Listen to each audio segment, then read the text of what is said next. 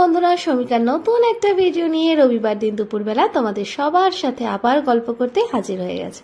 আর আজকে এখানে যে ভিডিওটা দেখছো না, এই ভিডিওটা আমি কালকে সকালবেলা স্নান টান করে পুজো দিয়ে নিরামিষ পটলের পোস্তই বানিয়েছিলাম, কিন্তু একটু অন্যরকমভাবে।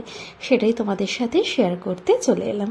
পটল পোস্তটা সিম্পল রান্না করা যায়, এটা একটু অন্যরকমভাবে দেখে নিলে তো। সবার প্রথমে পটলের যে ওই যেটা আর কি একটা খসখসে ব্যাপার থাকে, ওটাকে একটুখানি ছুরি দিয়ে একদম স্কিনটাকে মসৃণ করে নিলাম, কিন্তু স্কিনটা কিন্তু পুরো ছাড়াইনি।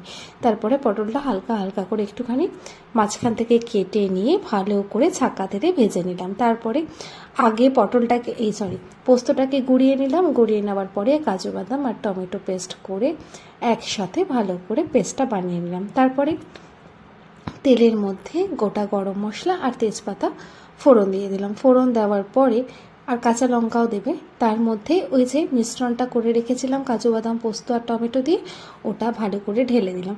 আর ঢেলে দিয়ে তার মধ্যে ধনে জিরে মোটামুটি 1.5 চামচ মতো আমি ধনে দিয়েছি, আর 1 চামচ মতো 1.5 চামচ মতো জিরে, 1 চামচ মতো ধনে, আর একটুখানি সামান্য কাশ্মীরি লঙ্কা গুঁড়ো, নুন, সবটা দিয়ে ভালো করে মশলাটাকে কিন্তু কষাতে হবে। হ্যাঁ, এই রান্নাটাতে না একটুখানি বেশি করেই তেল দিয়েছি। জেনারেলি রান্নাতে আমি এতটা তেল দিই না, কিন্তু ওই যে একটুখানি স্বাদ করে বা কষা কষা করে রান্না করতে গেলে মাঝে মাঝে তো একটু তেল দিয়ে খেতে হয়। তো এই জন্যই কালকে একটু ভালো করে এই রান্নাটা করেছিলাম। মশলাটা যতক্ষণ কষিয়ে দেখেছো, মশলাটা যখন কষে গেছে, মশলাটা থেকে তেল ছাড়তে শুরু করেছে, তখন তার মধ্যে সামান্য ওই মিক্সিটা যেটার মধ্যে বেটেছিলাম সেটার মধ্যে একটু একটু পোস্ত লেগেছিলো, তো ওটাই জল দিয়ে ভালো করে ধুয়ে দিয়ে দিলাম।